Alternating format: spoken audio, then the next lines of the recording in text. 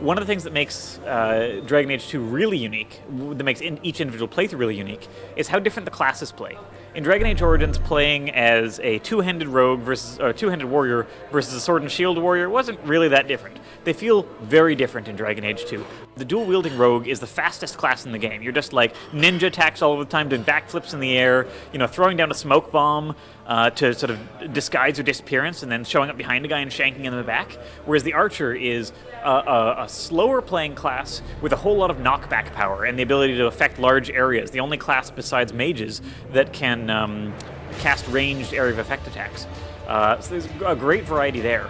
And one of the things that we have is a cross-class combo system where a warrior can inflict the stagger status effect, or a mage can make an enemy brittle, or a rogue can disorient an enemy. And then any class besides that class can then exploit that. One of the things that you find in Dragon Age 2 is if you play on casual or normal, the game really feels like an action RPG, where you're primarily playing in real time, and you're playing with a fairly limited set of abilities.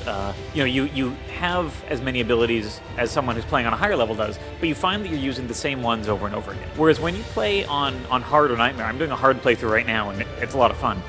It's really back to the tactical Dragon Age Origins experience, where you're doing a lot of pausing, considering your situation, deciding which enemies have to go down first so that you don't get overwhelmed.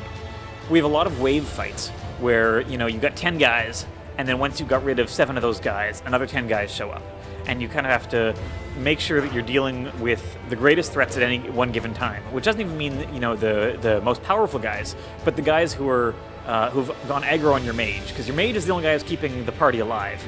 And then you find that, warriors and rogues quite often have fairly limited stamina pools. They can't use that many abilities at any one time, so even if you buy a lot of abilities for them, they're overwhelmed with choice. They can maybe pop 2 abilities in a fight, but they've got 5, so what are you going to do?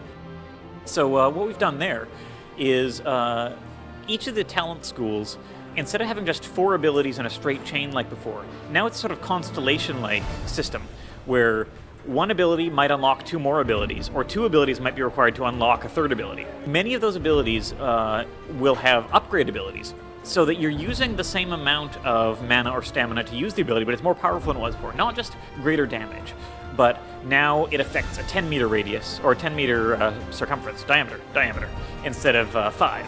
Or now it's putting down an obscure effect that helps your allies hide from enemy attacks while they're inside this cloud.